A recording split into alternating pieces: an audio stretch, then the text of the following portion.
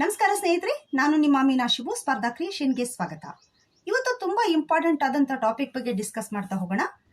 ಯಾರೆಲ್ಲ beginners 2025ಕ್ಕೆ exam ಬರೀಬೇಕು ಅನ್ಕೊಂಡಿದ್ದೀರಾ ಅಥವಾ 26ಕ್ಕೆ ಬರೀಬೇಕು ಅಂತ ಅನ್ಕೊಂಡಿದ್ದೀರಾ ಅಂಥವ್ರು ಏನೆಲ್ಲ ಮಾಡಬೇಕಾಗತ್ತೆ, ನೀವೇನೆಲ್ಲ ಮೈಂಡಲ್ಲಿ ಇಟ್ಕೊಂಡ್ಬಿಟ್ಟು ಸ್ಟಡಿ ಮಾಡ್ತಾ ಹೋಗ್ಬೇಕಾಗತ್ತೆ ಅಂತ ಹೇಳಿದ್ರೆ, ಫಸ್ಟ್ 2025ಕ್ಕೆ ಬರೆಯೋರಾಗಿರ್ಬೋದು ಅಥವಾ 26ಕ್ಕೆ ಬರೆಯೋರಾಗಿರ್ಬೋದು, ಅವರು ನಿಮ್ಮದೇ ಆದಂಥ ಒಂದು ಸ್ಟಡಿ ಪ್ಲಾನ್ ಅನ್ನ ರೆಡಿ ಮಾಡ್ಕೊಳ್ಳಿ. ಈಗಾಗಲೇ 2025ರ ಒಂದು ಸ್ಟಡಿ ಪ್ಲಾನ್ ಆಲ್ರೆಡಿ ನಾನು ಅಪ್ಲೋಡ್ ಮಾಡಿದ್ದೀನಿ, ಸೊ ನೋಡ್ಕೋಬಹುದು. 26ದ್ದು ಬೇಕಾದ್ರೆ ನಾನು ಮಾಡ್ತೀನಿ, ಕಮೆಂಟ್ ಮಾಡಿ, ಖಂಡಿತ ಮಾಡ್ತೀನಿ.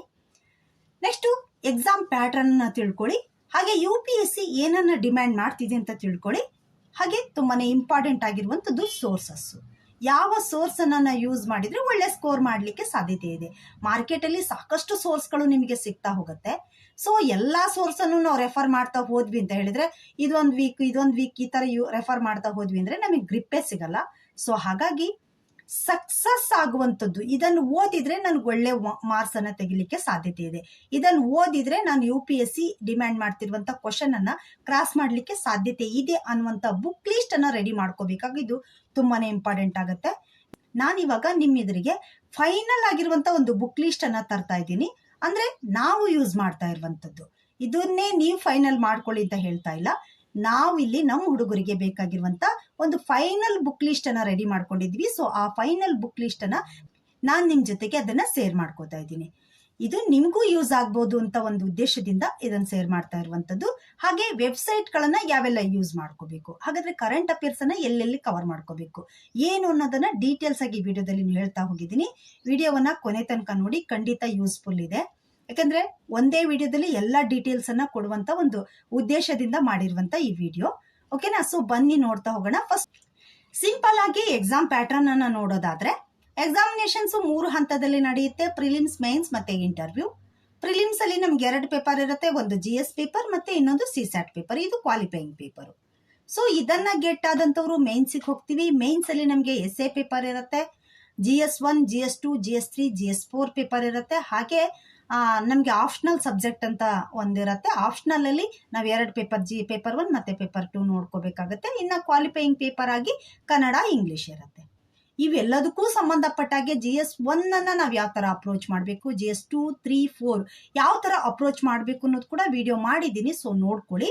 ಡೀಟೇಲ್ಸ್ ಆಗಿ ಒಂದೊಂದನ್ನೇ ನಾನು ನಿಮ್ಗೆ ಮಾಡ್ತಾ ಹೋಗಿದ್ದೀನಿ. ಸೊ ನೋಡ್ಕೋಬಹುದು, ಲಿಂಕ್ ಕೊಟ್ಟಿರ್ತೀನಿ. ಸೊ ಚೆಕ್ ಮಾಡ್ಕೊಳ್ಳಿ. ಇನ್ನ ಇಂಟರ್ವ್ಯೂ, ಮೇನ್ಸ್ ಅನ್ನ ಪಾಸ್ ಆದಂತರು ಇಂಟರ್ವ್ಯೂಗೆ ಹೋಗ್ತೀರಾ. ಸೊ ಇಲ್ಲಿ ನಾವ್ ಇವಾಗ ನೋಡ್ತಾ ಇರುವಂತದ್ದು ಪ್ರಿಲಿಮ್ಸ್ ಮತ್ತೆ ಮೇನ್ಸ್ ಎರಡೂ ಒಟ್ಟಿಗೆ ಓದುವಂತ ಬುಕ್ಸ್ ಗಳು ಯಾವ್ಯಾವ್ದು, NCERT ಬುಕ್ಸ್ ಗಳನ್ನ ಯಾವೆಲ್ಲ NCERT ಬುಕ್ಗಳನ್ನ ನಾವು ಅಪ್ರೋಚ್ ಮಾಡ್ಬೇಕಾಗತ್ತೆ, ಇನ್ನ ಸ್ಟ್ಯಾಂಡರ್ಡ್ ಬುಕ್ಗಳನ್ನ ಯಾವೆಲ್ಲ ಓದ್ಬೇಕಾಗುತ್ತೆ, ಸಬ್ಜೆಕ್ಟ್ ವೈಸ್ ನೋಡ್ತಾ ಹೋಗೋಣ. ಜಿಯೋಗ್ರಫಿ ಸಬ್ಜೆಕ್ಟಿಗೆ ನೋಡೋದಾದ್ರೆ, ಫಸ್ಟ್ ನಮ್ಗೆ ತುಂಬಾನೇ ಇಂಪಾರ್ಟೆಂಟ್ ಆದಂತ ಬುಕ್ಗಳಂದ್ರೆ NCERT ಬುಕ್ಗಳಾಗ್ತವೆ.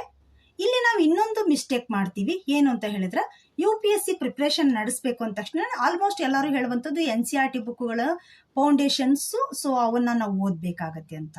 ಹಾಗಂದ ತಕ್ಷಣ ನಾವೇನ್ ಮಾಡ್ಬಿಡ್ತೀವಿ, UPSC ಪ್ರಿಪರೇಷನ್ ನಡೆಸಬೇಕು ಅಂದಾಗ ಇವಾಗ ಡಿಗ್ರಿ ಹಂತದಲ್ಲಿರುವಾಗ ಅಥವಾ PUC ಹಂತದಲ್ಲಿರುವಾಗ್ಲೇನೆ NCERT ಬುಕ್ಗಳನ್ನ ಆಲ್ಮೋಸ್ಟ್ ಎಲ್ಲವನ್ನೂ ಕೂಡ ಪರ್ಚೇಸ್ ಮಾಡ್ಬಿಡ್ತೀವಿ. ಸೊ ಅದಾದ್ಮೇಲೆ ನಿಮಗೆ ಗೊತ್ತಾಗುತ್ತೆ, ಓದ್ತಾ ಹೋದಾಗೆ ಗೊತ್ತಾಗುತ್ತೆ, ಸೊ ಇವಿಷ್ಟು ಬುಕ್ಗಳನ್ನು ನಾ ಪರ್ಚೇಸ್ ಮಾಡಬಾರ್ದಾಗಿತ್ತು, ಸೊ ಇವಿಷ್ಟು ಬುಕ್ಗಳು ನನ್ಗೆ ಯೂಸ್ ಇಲ್ಲ ಅಂತ ಹೇಳಿ. ಸೊ ಹಾಗಾಗಿ ಎಲ್ಲಾ ಬುಕ್ಗಳನ್ನ ಪರ್ಚೇಸ್ ಮಾಡಬೇಡಿ. NCERT ಅಲ್ಲಿ ತುಂಬಾನೇ ಇಂಪಾರ್ಟೆಂಟ್ ಆದಂತ ಮೇನ್ಸ್ ಮತ್ತೆ ಪ್ರಿಲಿಮ್ಸ್ಗೆ ಎರಡಕ್ಕೂ ಕೂಡ ಒಟ್ಟಿಗೆ ಓದುವಂತ ಕೆಲವೊಂದಿಷ್ಟು ಬುಕ್ಗಳಿದಾವೆ. ಸೊ ಆ ಬುಕ್ಗಳನ್ನ ಮಾತ್ರ ನೀವು ಪರ್ಚೇಸ್ ಮಾಡ್ತಾ ಹೋಗಿ. ಎಲ್ಲವನ್ನು ಕೂಡ ಪರ್ಚೇಸ್ ಮಾಡಿಬಿಟ್ಟು ಸುಮ್ಮನೆ ನಿಮ್ಮ ದುಡ್ಡನ್ನ ವೇಸ್ಟ್ ಮಾಡ್ಕೊಳಕ್ ಹೋಗ್ಬೇಡಿ. ಹಾಗೇನೆ ನಿಮ್ಗೆ NCERT ಆ್ಯಪ್ ಕೂಡ ಸಿಗತ್ತೆ. ನಿಮಗೆ ಮೊಬೈಲಲ್ಲೇ ಓದ್ತೀನಿ ಅಂತ ಹೇಳಿದ್ರೆ ಆ್ಯಪ್ ಕೂಡ ಸಿಗತ್ತೆ. ಸೊ ಆ ಆ್ಯಪಲ್ಲಿ ಬೇಕಾದ್ರೂ ನೀವು ಓದ್ಕೋಬಹುದು, ಅಲ್ಲಿ ಓದ್ಕೊಂಡು ನೀವು ಕವರ್ ಮಾಡ್ಕೋಬಹುದು. ಓಕೆನಾ? ಸೊ ಈಗ ಜಿಯೋಗ್ರಫಿಗೆ ಸಂಬಂಧಪಟ್ಟಾಗೆ 6th ಇಂದ 12th ವರೆಗಿನ NCERT ಬುಕ್ಗಳು ತುಂಬಾನೇ ಇಂಪಾರ್ಟೆಂಟ್ ಆಗುತ್ತೆ. ಎಲ್ಲಾ ಬುಕ್ಗಳನ್ನು ಮಸ್ಟ್ ಅಂಡ್ ಶುಡ್, ಯಾವ ಬ್ಯಾಕ್ಗ್ರೌಂಡ್ನವರಾದ್ರೂ ಆಗಿರಿ, ಸೊ ಎಲ್ಲಾ ಬುಕ್ಗಳನ್ನು ಓದ್ಲೇಬೇಕು. 6th ಇಂದ 10th ವರೆಗಿನ ಬುಕ್ಗಳನ್ನ ನಿಮ್ದೇ ಆದಂತ ಒಂದು ಶಾರ್ಟ್ ನೋಟ್ಸ್ ಅನ್ನ ರೆಡಿ ಮಾಡ್ಕೊಂಡ್ರೆ ಬೆಟರ್. ಸೊ ಅದ್ರ ಜೊತೆಗೆ 11th ಮತ್ತೆ 12th NCERT ಬುಕ್ಗಳನ್ನ ಮಸ್ಟ್ ಅಂಡ್ ಶುಡ್ ಆಗಿ ಓದ್ಬೇಕು. ಇದು ಪ್ರಿಲಿಮ್ಸ್ ಮತ್ತೆ ಮೇನ್ಸ್ ಎರಡಕ್ಕೂ ಕೂಡ ಬರುವಂತ ಬುಕ್. ಸೊ ಇದನ್ನ ಕಂಟಿನ್ಯೂ ಆಗಿ ಓದ್ತಾ ಹೋಗ್ಬೇಕಾಗತ್ತೆ. ಈ 2 ಬುಕ್ ಆದ್ರೂ ನೀವು ಪರ್ಚೇಸ್ ಮಾಡ್ಲೇಬೇಕು. ಇದ್ರ ಜೊತೆಗೆ ಸ್ಟ್ಯಾಂಡರ್ಡ್ ಬುಕ್ ಆಗಿ ನಮ್ಗೆ GC ಲಿಯಾಂಗ್ ಈ ಬುಕ್ ತುಂಬಾ ಚೆನ್ನಾಗಿದೆ. ಸೊ ಇದನ್ನ ನಾವು ಯೂಸ್ ಮಾಡ್ತಾ ಇದೀವಿ, ಬೇಕಾದ್ರೆ ನೀವು ಕೂಡ ಯೂಸ್ ಮಾಡ್ಬೋದು. ಹಾಗೆ ನಮಗೆ ತುಂಬಾನೇ ಇಂಪಾರ್ಟೆಂಟ್ ಅಂದ್ರೆ ಒಂದು ಅಟ್ಲಾಸ್ ಇರಲೇಬೇಕಾಗತ್ತೆ. ಅದು ನೀವು ಯಾವ್ದಾದ್ರೂ ಯೂಸ್ ಮಾಡ್ಬೋದು, ಆಕ್ಸ್ಫರ್ಡ್ ಇಂದಾದ್ರೂ ಯೂಸ್ ಮಾಡ್ಬೋದು ಅಥವಾ ಬ್ಲಾಕ್ ಸ್ವಾನ್ ಇದ್ರದ್ದು ಬೇಕಾದ್ರೂ ಯೂಸ್ ಮಾಡ್ಬೋದು. ಯಾವ್ದಾದ್ರೂ ಒಂದು ಅಟ್ಲಾಸ್ ನಿಮ್ ಜೊತೆಗೆ ಇರಲೇಬೇಕಾಗತ್ತೆ. ಸೊ ನೋಡ್ಕೊಳ್ಳಿ. ನೆಕ್ಸ್ಟ್ ಹಿಸ್ಟ್ರಿಗೆ ಸಂಬಂಧಪಟ್ಟಾಗೆ ಇನ್ನೂ ಒಂದು ಇಲ್ಲಿ ಸ್ಟಡಿ ಟ್ರಿಕ್ ಅನ್ನ ಹೇಳ್ತಾ ಇದ್ದೀನಿ. ಫಸ್ಟ್ ನೀವು ಜಿಯೋಗ್ರಫಿಯನ್ನ ಓದಿ ಆದ ನಂತರ ಹಿಸ್ಟ್ರಿಯನ್ನ ಓದ್ಕೊಳ್ಳಿ.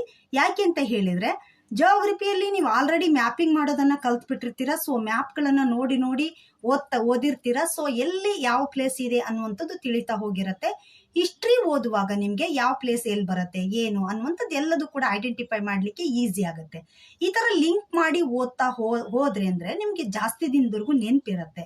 ಹಾಗೇನೆ ನಿಮ್ಗೆ ಮ್ಯಾಪಿಂಗ್ ಮೇಲೆ ಏನಾದ್ರೂ ಕ್ವಶನ್ ಹಿಸ್ಟ್ರಿ ಮೇಲೆ ಬರ್ಬೋದು ಅಥವಾ ಜಿಯೋಗ್ರಫಿಯಲ್ಲಿ ಬರ್ಬೋದು. ಆ ತರ ಬಂದಾಗ ಬೇಗ ಐಡೆಂಟಿಫೈ ಮಾಡ್ಲಿಕ್ಕೆ ಹೆಲ್ಪ್ ಆಗುತ್ತೆ. ಸೊ ಹಾಗಾಗಿ ಓಕೆನಾ.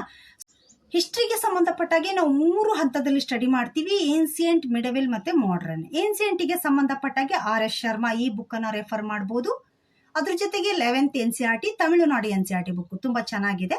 ಇವೆರಡರಲ್ಲಿ ಯಾವ್ದಾದ್ರು ಒಂದನ್ನು ನೀವು ಕಂಟಿನ್ಯೂ ಆಗಿ ಓದ್ತಾ ಹೋಗ್ಬೇಕಾಗತ್ತೆ. ಟೈಮ್ ಇತ್ತು ಅಂದ್ರೆ ಎರಡನ್ನೂ ಒಂದ್ ಟೈಮ್ ಓದ್ಕೊಂಡು ನಿಮ್ಗೆ ಯಾವ್ದ್ರಲ್ಲಿ ತುಂಬಾ ಚೆನ್ನಾಗಿ ಅರ್ಥ ಆಗುತ್ತೆ ಅನ್ಕೊಳ್ತೀರಾ ಅದನ್ನ ನೀವು ಮೇನ್ ಸೋರ್ಸ್ ಆಗಿ ಕಂಟಿನ್ಯೂ ಮಾಡಬಹುದು.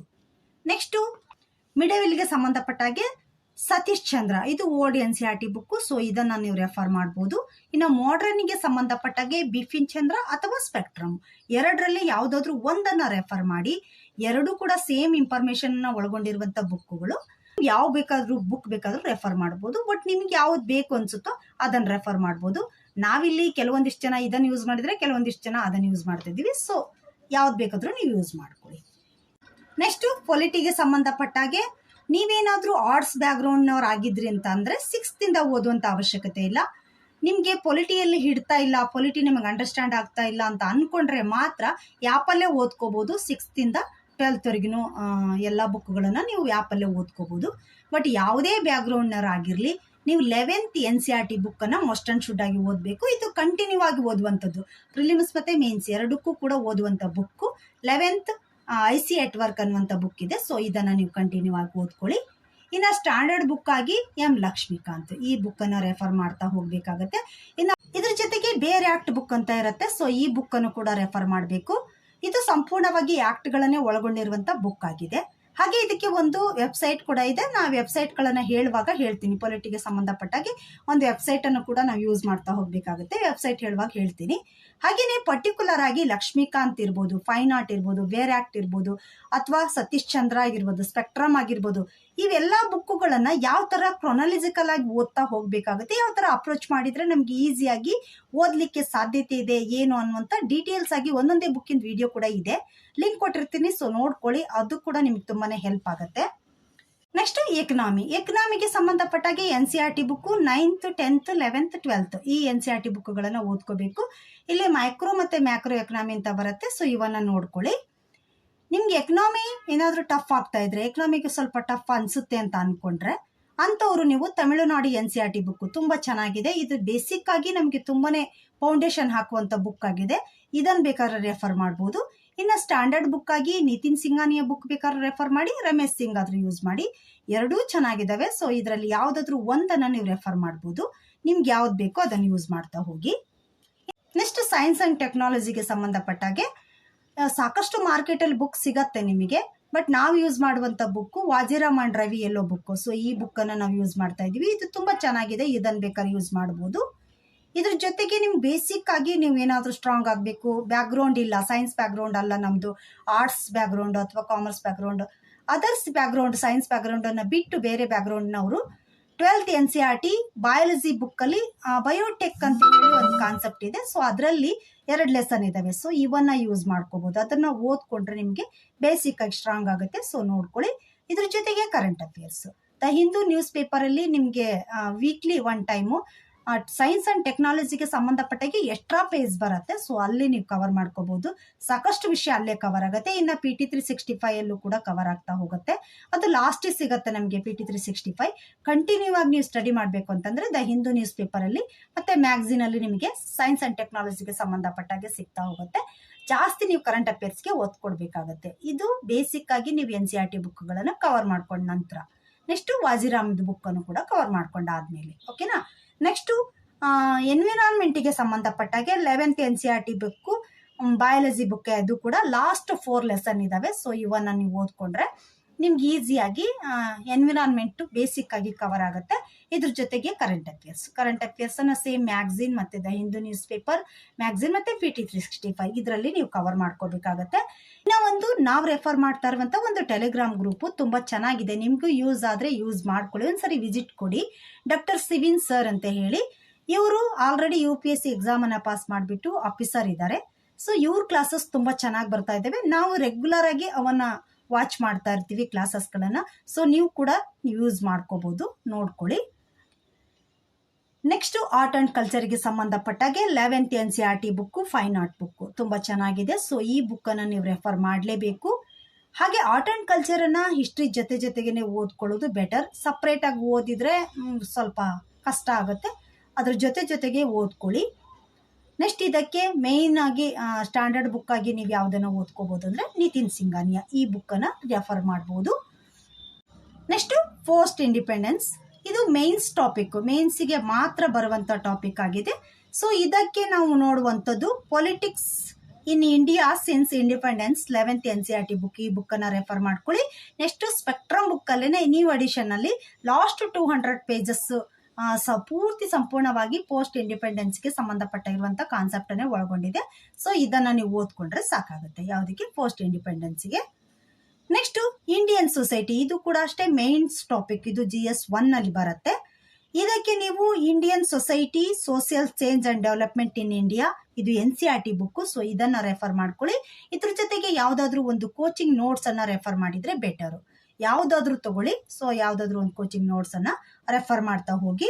ಬಟ್ ಇನ್ನ ಒಂದು ಹೇಳೋದು ಏನು ಅಂತ ಹೇಳಿದ್ರೆ, ಯಾವ್ಬೇಡಿ ನಿಮ್ದೇ ಆದಂತ ಒಂದು ಓನ್ ನೋಟ್ಸ್ ಅನ್ನ ರೆಡಿ ಮಾಡ್ತಾ ಹೋದ್ರೆ ನೀವು ಬರ್ದಿರೋದು ಜಾಸ್ತಿ ದಿನದವರೆಗೂ ನಿಮಗೆ ನೆನಪಿರುತ್ತೆ. ನೀವು ಬರೀತಾ ಹೋದ ಹಾಗೆ ನೀವು ಪ್ರಾಕ್ಟೀಸ್ ಆಗ್ತಾ ಹೋಗುತ್ತೆ, ಮೈಂಡ್ ಅಲ್ಲೂ ಕೂಡ ಜಾಸ್ತಿ ಇರುತ್ತೆ. ಸೊ ಹಾಗಾಗಿ ನೀವೇ ಓನ್ ನೋಟ್ಸ್ ಮಾಡೋದನ್ನ ರೂಢಿ ಮಾಡ್ತಾ ಹೋಗಿ, ಓಕೆನಾ. ನೆಕ್ಸ್ಟ್ ಗವರ್ನೆನ್ಸ್ಗೆ ಸಂಬಂಧಪಟ್ಟಾಗೆ, ಗವರ್ನೆನ್ಸ್ ಇದು ಕೂಡ ಮೇನ್ಸಿನ ಟಾಪಿಕ್ ಆಗಿದೆ. ಇದು GS 2 ಅಲ್ಲಿ ಬರುತ್ತೆ. ಇಲ್ಲಿ ನಾವು ಈ ಸಬ್ಜೆಕ್ಟಿಗೆ ಸಂಬಂಧಪಟ್ಟಾಗೆ ಎಲ್ಲೆಲ್ಲ ಕವರ್ ಮಾಡ್ಕೋಬಹುದು ಅಂದ್ರೆ ಸೆಕೆಂಡ್ ERC ರಿಪೋರ್ಟ್ ಅಂತ ಬರುತ್ತೆ. ಸೊ ಅಲ್ಲಿ ಕವರ್ ಮಾಡ್ಕೋಬೇಕಾಗತ್ತೆ ಈ ಸಬ್ಜೆಕ್ಟ್ ಅನ್ನ.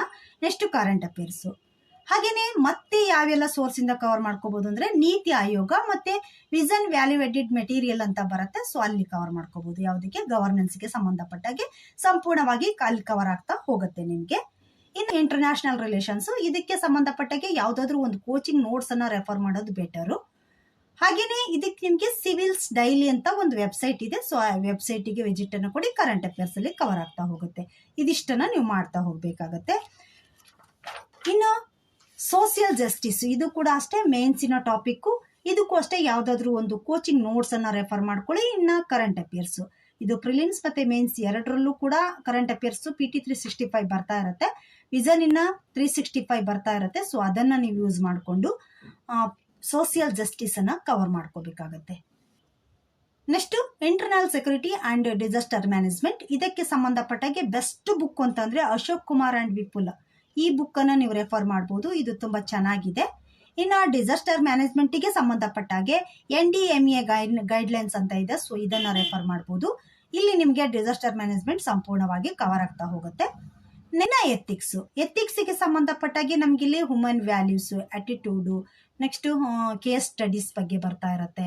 ಇಲ್ಲಿ ಎಮೋಷನಲ್ ಇಂಟೆಲಿಜೆನ್ಸಿ, ಇದ್ರ ಬಗ್ಗೆ ಎಲ್ಲ ನಮಗೆ ಸಾಕಷ್ಟು ಕ್ವಶನ್ಸ್ಗಳು ಬರ್ತಾ ಇರುತ್ತೆ. ಇದಕ್ಕೆ ಸಂಬಂಧಪಟ್ಟಾಗೆ ನೀವೇ ನೋಟ್ಸ್ ಮಾಡ್ಕೋಬೇಕಾಗತ್ತೆ. ಯಾವ್ದಾದ್ರು ಕೋಚಿಂಗ್ ನೋಟ್ಸ್ ಅನ್ನ ಜಸ್ಟ್ ರೆಫರ್ ಮಾಡಿ, ಬಟ್ ಅದನ್ನೇ ಫಾಲೋ ಮಾಡಬೇಡಿ. ಅದನ್ನ ರೆಫರೆನ್ಸ್ಗೆ ಇಟ್ಕೊಂಡ್ಬಿಟ್ಟು ನಿಮ್ದೇ ಆದಂತ ರೆಡಿ ಮಾಡ್ಕೊಳ್ಳಿ. ಇನ್ನೊಂದು ಇದಕ್ಕೆ ಬೆಸ್ಟ್ ಬುಕ್ ಅಂದ್ರೆ ಲೆಕ್ಸಿಕಾನ್ ಬುಕ್. ಸೊ ಇದು ತುಂಬಾ ಚೆನ್ನಾಗಿದೆ. ಸೊ ಅದನ್ನ ಓದ್ಕೊಂಡು ಯಾವ್ದಾದ್ರು ಕೋಚಿಂಗ್ ನೋಟ್ಸ್ ಅನ್ನ ನೋಡ್ಕೊಂಡ್ಬಿಟ್ಟು ಸಿಲಾಬಸ್ಸಿನ ಒಂದೊಂದೇ ಕೀವರ್ಡ್ ಅನ್ನ ತೆಗೆದುಕೊಂಡು ನಿಮ್ದೇ ಆದಂತ ಒಂದು ಆನ್ಸರ್ ಅನ್ನ ರೆಡಿ ಮಾಡ್ತಾ ಹೋಗಿ. ಈ ಎಥಿಕ್ಸ್ ಪೇಪರು ನಿಮ್ಮ ಒಂದು ನೈತಿಕತೆ ಮೌಲ್ಯವನ್ನ ಎತ್ತಿ ಹಿಡಿಯುವಂಥದ್ದು, ಅಂದ್ರೆ ನಿಮ್ಮದೊಂದು ಪರ್ಸನಾಲಿಟಿಯನ್ನ ಹೊರ ಹಾಕುವಂತ ಒಂದು ಸಬ್ಜೆಕ್ಟ್ ಅಂತಾನೆ ಹೇಳ್ಬೋದು. ಸೊ ಹಾಗಾಗಿ ಇದು ಕಂಪ್ಲೀಟ್ ಆಗಿ ನೀವೇ ಇನ್ವಾಲ್ವ್ ಆಗ್ಬಿಟ್ಟು ನಿಮ್ದೇ ರೆಡಿ ಮಾಡಿಟ್ಕೊಂಡಿದ್ರೆ ಈಸಿಯಾಗಿ ಒಳ್ಳೆ ಮಾರ್ಕ್ಸ್ ಅನ್ನ ತೆಗಿಲಿಕ್ಕೆ ಸಾಧ್ಯತೆ ಇದೆ. ಇನ್ನು ವೆಬ್ಸೈಟ್ಗಳನ್ನ, ಯಾವೆಲ್ಲ ವೆಬ್ಸೈಟ್ಗಳು ನಮಗೆ ಯೂಸ್ ಆಗುತ್ತೆ ಸ್ಟಡಿಯಲ್ಲಿ ಅಂತ ನೋಡೋದಾದ್ರೆ NCERT ಆ್ಯಪ್ ಅನ್ನ ಯೂಸ್ ಮಾಡ್ಕೋಬಹುದು. ಫಸ್ಟ್ ನಾವು NCERT ಆ್ಯಪ್ ಅನ್ನ ಡೌನ್ಲೋಡ್ ಮಾಡ್ಕೊಂಡ್ವಿ ಅಂದ್ರೆ ಕಂಪ್ಲೀಟ್ ಆಗಿ ಎಲ್ಲಾ ಬುಕ್ಗಳನ್ನ ಪರ್ಚೇಸ್ ಮಾಡೋ ಬದಲಿ ಕೆಲವೊಂದು ಬುಕ್ಗಳನ್ನ ಅಲ್ಲಿ ಓದ್ಕೊಂಡು ನಮ್ಗೆ ಇಂಪಾರ್ಟೆಂಟ್ ಆದಂತ ಬುಕ್ಗಳು ಯಾವಿದಾವೋ ಅವನ್ ಮಾತ್ರ ಪರ್ಚೇಸ್ ಮಾಡೋದು ಬೆಟರ್. ಸೊ NCERT ಆ್ಯಪನ್ನು ಯೂಸ್ ಮಾಡ್ಕೊಳ್ಳಿ. ನೆಕ್ಸ್ಟ್ ವಿಷನ್ IAS ಆ್ಯಪ್, ಇಲ್ಲೂ ಅಷ್ಟೇ ನಿಮಗೆ ಡೈಲಿ ನಿಮಗೆ ಇಲ್ಲಿ ನ್ಯೂಸ್ಗಳು ಬರ್ತಾ ಇರತ್ತೆ. ಹಾಗೆ ಮಂತ್ಲಿ ಮ್ಯಾಗ್ಝಿನ್ ಬರ್ತಾ ಇರತ್ತೆ. ಮ್ಯಾಗ್ಝಿನು ಎಲ್ಲ ಕಡೆ ಎಲ್ಲ ಏರಿಯಾದಲ್ಲೂ ಕೂಡ ಮ್ಯಾಗ್ಝಿನ್ ನಮಗೆ ಅವೈಲೇಬಲ್ ಇರಲ್ಲ. ನಾವಿರೋ ಏರಿಯಾದಲ್ಲಿ ವಿಷನ್ IAS ಮ್ಯಾಗ್ಝಿನನ್ನು ತೆಗೆದುಕೊಳ್ಬೇಕು ಅಂದ್ರೆ ಆಗಲ್ಲ. ಸೊ ನಾವು ಫೋನಲ್ಲೇ ಓದಬೇಕಾಗತ್ತೆ. ಹಾಗಾಗಿ ಅಂಥ ಸಿಚುವೇಶನ್ ಇರೋರಿಗೆ ಫೋನಲ್ಲಿ ಈ ಆ್ಯಪು ತುಂಬ ಯೂಸ್ ಆಗುತ್ತೆ. ವಿಷನ್ IAS ಆ್ಯಪು ಯೂಸ್ ಮಾಡ್ಕೋಬೋದು. ನೆಕ್ಸ್ಟ್ IAS ಬಾಬಾ ಆ್ಯಪ್ ಇದೆ, ತುಂಬ ಚೆನ್ನಾಗಿದೆ. ಸೊ ಇದನ್ನು ಬೇಕಾದರೂ ನೀವು ಯೂಸ್ ಮಾಡ್ಕೋಬೋದು. ಇನ್ನು ಪೊಲಿಟಿಗೆ ಸಂಬಂಧಪಟ್ಟಾಗೆ PRS ಲೆಜಿಸ್ಲೇಟಿವ್ ರಿಸರ್ಚ್ ಅನ್ನುವಂಥ ಒಂದು ವೆಬ್ಸೈಟ್ ಇದೆ. ಸೊ ಈ ವೆಬ್ಸೈಟಿಗೆ ನೀವು ವಿಸಿಟ್ ಕೊಟ್ಟರೆ ಪೊಲಿಟಿಯಲ್ಲಿ ರೀಸೆಂಟ್ಲಿ ಏನೆಲ್ಲ ನ್ಯೂಸ್ ಇರುತ್ತೋ ಅದು ಕರೆಂಟ್ ಅಫೇರ್ಸ್ ವಿತ್ ಇರುತ್ತೆ. ಸೊ ಇದನ್ನು ನೀವು ರೆಫರ್ ಮಾಡ್ಕೋಬೋದು. ನೆಕ್ಸ್ಟು ಇಂಟರ್ನ್ಯಾಷನಲ್ ರಿಲೇಷನ್ಗೆ ಸಂಬಂಧಪಟ್ಟಾಗೆ ಸಿವಿಲ್ಸ್ ಡೈಲಿ ಈ ವೆಬ್ಸೈಟಿಗೆ ವಿಸಿಟ್ ಕೊಡಬೇಕು. ಎಕನಾಮಿಕ್ಕಿಗೆ ಸಂಬಂಧಪಟ್ಟಾಗೆ PIB ವೆಬ್ಸೈಟ್ ಅಂತ ಇರುತ್ತೆ. ಸೊ ಇಲ್ಲಿ ನೀವು ವಿಸಿಟ್ ಕೊಡಿ. ಇಲ್ಲಿ budget, economic survey, Yojana magazine ಇವೆಲ್ಲದರಿಂದನೂ ಕೂಡ ನೀವು ಯೂಸ್ ಮಾಡ್ಕೊಂಡ್ಬಿಟ್ಟು ಎಕನಾಮಿಯನ್ನು ಕವರ್ ಮಾಡ್ಕೋಬೇಕಾಗತ್ತೆ. ಹಾಗೆಯೇ vision value added material, vision PT 365, vision 365 second ARC report ಇವೆಲ್ಲವನ್ನೂ ಕೂಡ ನಾವು ರೆಗ್ಯುಲರ್ ಆಗಿ ಯೂಸ್ ಮಾಡ್ಕೋಬೋದು ನಮ್ಮ ಸ್ಟಡಿಯಲ್ಲಿ. ಈ ವೆಬ್ಸೈಟಲ್ಲೂ ಕೂಡ ಸಿಗುತ್ತೆ. ನೆಕ್ಸ್ಟ್ ಕರೆಂಟ್ ಅಫೇರ್ಸನ್ನು ಯಾವ್ಯಾವ ಮೂಲದಿಂದ ನಾವು ಕವರ್ ಮಾಡ್ಕೋಬೋದು ಅಂತ ಹೇಳಿದ್ರೆ ನ್ಯೂಸ್ ಪೇಪರ್ಗೆ ಸಂಬಂಧಪಟ್ಟಾಗೆ ದ ಹಿಂದೂ ನ್ಯೂಸ್ ಪೇಪರ್ ಆದರೂ ಓದ್ಬೋದು ಅಥವಾ ಇಂಡಿಯನ್ ಎಕ್ಸ್ಪ್ರೆಸ್ ಯಾವುದಾದ್ರೂ ಒಂದು ನ್ಯೂಸ್ ಪೇಪರನ್ನು ಓದ್ಕೊಳ್ಳಿ. ನಾವು ಓದ್ತಾ ಇರುವಂಥದ್ದು ದ ಹಿಂದೂ ನ್ಯೂಸ್ ಪೇಪರ್. ಇದು ನಮಗೆ ಬೈ ಹ್ಯಾಂಡ್ ಆಗಿ ಸಿಗಲ್ಲ. ಸೊ ನಾವು ಆನ್ಲೈನಲ್ಲೇ ನೋಡ್ಕೊಳ್ತೀವಿ. ನೆಕ್ಸ್ಟು ಯಾವುದಾದ್ರೂ ಒಂದು ಮಂತ್ಲಿ ಮ್ಯಾಗ್ಝಿನನ್ನು ಓದ್ಕೋಬೇಕಾಗುತ್ತೆ. ವಿಷನ್ IAS ಅಥವಾ ಇನ್ಸೈಟ್ ಅಥವಾ ವಜಿರಾಮ್ ಯಾವ್ದು ಬೇಕಾದರೂ ಓದ್ಕೊಳ್ಳಿ. ನಾವಿಲ್ಲಿ ಓದ್ತಾ ಇರುವಂಥದ್ದು ವಿಷನ್ IAS ಇಂದು. ಸೊ ನಾನಿಲ್ಲಿ ಇವಾಗ ಹೇಳ್ತಾ ಇರುವಂಥದ್ದು ಯಾವುದೋ ಒಂದು ಇನ್ಸ್ಟಿಟ್ಯೂಟಿಂದು, ಯಾವುದೋ ಕೋಚಿಂಗ್ ಸೆಂಟರಿಂದು ರೆಕಮೆಂಡೇಶನ್ ಹೇಳ್ತಾ ಇಲ್ಲ ನಾನಿಲ್ಲಿ.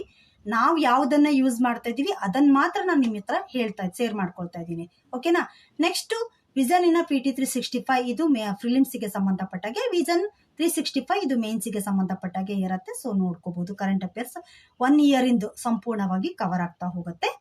ನೆಕ್ಸ್ಟ್ ವಿಷನ್ ವ್ಯಾಲ್ಯೂಯೇಟೆಡ್ ಮೆಟೀರಿಯಲ್ ಕೆಲವೊಂದಿಷ್ಟು ಸಬ್ಜೆಕ್ಟಿಗೆ ಸಂಬಂಧಪಟ್ಟಾಗೆ ಸಿಗುತ್ತೆ. ಸೊ ಅವನ್ನ ನೋಡ್ಕೊಳ್ಳಿ. ಯೋಜನಾ ಮ್ಯಾಗ್ಝಿನಲ್ಲೂ ಕೂಡ ಅಷ್ಟೇ ಸ್ವಲ್ಪನೇ ಕೆಲವೊಂದಿಷ್ಟು ಕಂಟೆಂಟ್ಗಳನ್ನು ನೀವು ಯೂಸ್ ಮಾಡ್ಕೊಳ್ಳಿ. ಇದು ಎಕನಾಮಿಕ್ಗೆ ಯೂಸ್ ಆಗುತ್ತೆ. ಹಾಗೆ SA ಪೇಪರ್ಗೂ ತುಂಬ ಯೂಸ್ ಆಗುತ್ತೆ. ಯಾವುದು ಯೋಜನಾ ಮ್ಯಾಗ್ಝಿನು. ಸೊ ಇದನ್ನು ನೋಡ್ಕೋಬೋದು. ಇವಿಷ್ಟಲ್ದೇನೆ ಇನ್ನು ನಿಮ್ಗೆ ಏನಾದರೂ ಎಕ್ಸ್ಟ್ರಾ ಚೆನ್ನಾಗಿದ್ದಾವೆ ಅಂತ ಅನಿಸಿದರೆ ಖಂಡಿತ ಅವನ್ ಬೇಕಾದರೂ ನೀವು ಯೂಸ್ ಮಾಡ್ಬೋದು. ಬಟ್ ನಾವು ಇಲ್ಲಿ ಸದ್ಯಕ್ಕೆ ಯೂಸ್ ಮಾಡ್ತಾ ಇರುವಂಥದ್ದು ಇದಿಷ್ಟು. 2025 ಮತ್ತು 26ಕ್ಕೆ ಯಾರೆಲ್ಲ ಎಕ್ಸಾಮ್ ಬರೀಬೇಕು ಅಂದ್ಕೊಂಡಿದ್ದೀರಾ ಅಂಥವರಿಗೆ ಯೂಸ್ಫುಲ್ ಆಗುವಂಥ ಒಂದು ಬುಕ್ ಲಿಸ್ಟ್ ಇದು, ಕಂಪ್ಲೀಟ್ ಬುಕ್ ಲಿಸ್ಟು. ಇದನ್ನೆಲ್ಲದೂ ಕೂಡ 25-26 ಕಂಪ್ಲೀಟಾಗಿ ಮುಗಿಸ್ಲಿಕ್ಕೆ ಸಾಧ್ಯತೆ ಇದೆ. 25ರ ಪ್ಲಾನನ್ನು ಆಲ್ರೆಡಿ ಅಪ್ಲೋಡ್ ಮಾಡಿದ್ದೀನಿ ನಾನು ನಿಮಗೆ. 26ರ ಪ್ಲಾನನ್ನು ಸದ್ಯದಲ್ಲೇ ನಾನು ನಿಮಗೆ ಅಪ್ಲೋಡ್ ಮಾಡ್ತೀನಿ. ಯೂಸ್ ತಗೊಳ್ಳಿ. ಓಕೆನಾ. All the best.